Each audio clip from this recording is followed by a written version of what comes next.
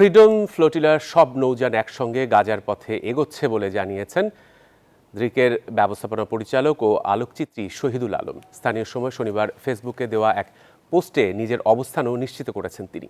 এদিকে মার্কিন সংবাদ মাধ্যম সিবিএস নিউজের চাঞ্চল্যকর এক প্রতিবেদনে জানা যায়, গ্লোবাল সুমুদ ফ্লোটিলার দুটি যাত্রীবাহী জাহাজে ড্রোন হামলার অনুমোদন দিয়েছেন নেতানিয়াহু। গাজায় গিয়ে যুদ্ধপীড়িত মানুষের পাশে দাঁড়ানোর স্বপ্ন পূরণ হলো না গ্রেটা থুনবার্গ সহ বিশ্বের 40 দেশের কয়েকশো অধিকার কর্মীর।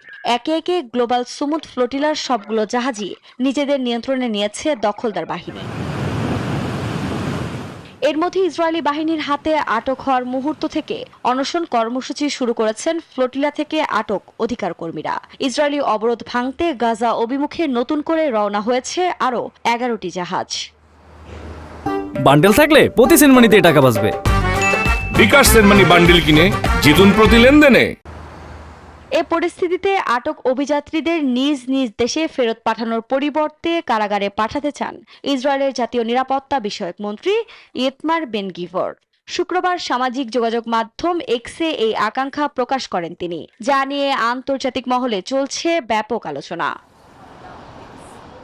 এর মধ্যেই চাঞ্চল্যকর এক প্রতিবেদন প্রকাশ করল মার্কিন সংবাদ মাধ্যম সিবিএস নিউজ। তিউনিসিয়ায় নোঙ্গর করা গ্লোবাল সুমুদ ফ্লোটিলার দুটি ত্রাণবাহী জাহাজে ড্রোন হামলার অনুমোদন দিয়েছিলেন ইসরায়েলের প্রধানমন্ত্রী বেনিয়ামিন নেতানিয়াহু।